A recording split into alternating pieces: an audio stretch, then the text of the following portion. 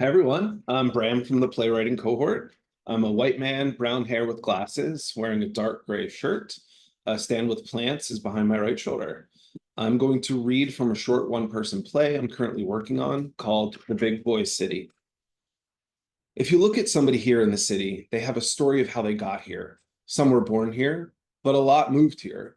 Some moved for jobs, for lovers, for the arts, for drugs. Some use it to escape their hometown, while others say they are escaping to a big boy city. Escaping from and escaping to should mean two different things, by the way. For me, it was escaping a severely unfortunate situation. Me being directly attributed to the downfall of a prominent state senator's political career, wrecking his home, and ruining his children's lives. Before I moved to the big boy city, I lived in a little boy city, or just a town. Cows, Republicans, Trump 2020 banners still impregnating lawns from County Line West to County Line East. You get the picture. I had hoped that it's one of those places where you give people the benefit of the doubt, that somehow maybe you have some level of compassion in their hearts. And then you see a Facebook post about boys and girls sports, and it's back to make America great againville. Like any kid home from college, I was bored. I fired up the usual app, you know which one I mean.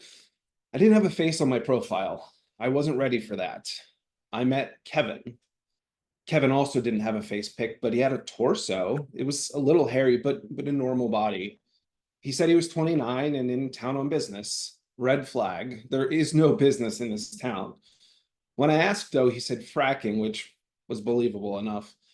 He had a hotel room off the interstate for the night, and he felt lonely. I showered and drove my mom's minivan over to the Holiday Inn Express. I knocked, and Kevin, shirtless, opened the door. His torso looked like the torso on the app, but he sure as hell wasn't 29. I would say he's had at least 20 other 29th birthdays since the original. I said, sorry for being direct here, but you appear to be a bit older than you said, which is like fine, but it's a little dishonest. He said back to me, nothing is honest in this life. Was this guy thinking he was super meta? But I said, wow, deep, dude. And of course, he responded with, I'll show you deep. And for the next 8 minutes, we experienced bliss.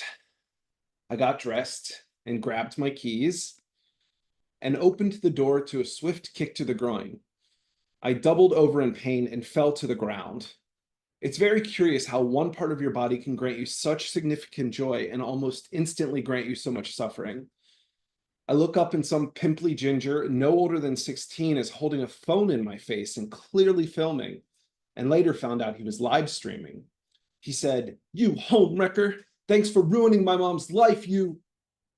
And then, like the Pope, he said, "You frocagine?" But he wasn't the Pope, and he didn't know Italian. It was the American English version of the word.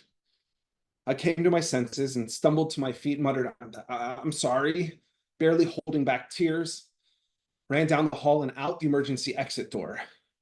Side note, they lie when they say an alarm will sound. No alarm sounded. Thank you.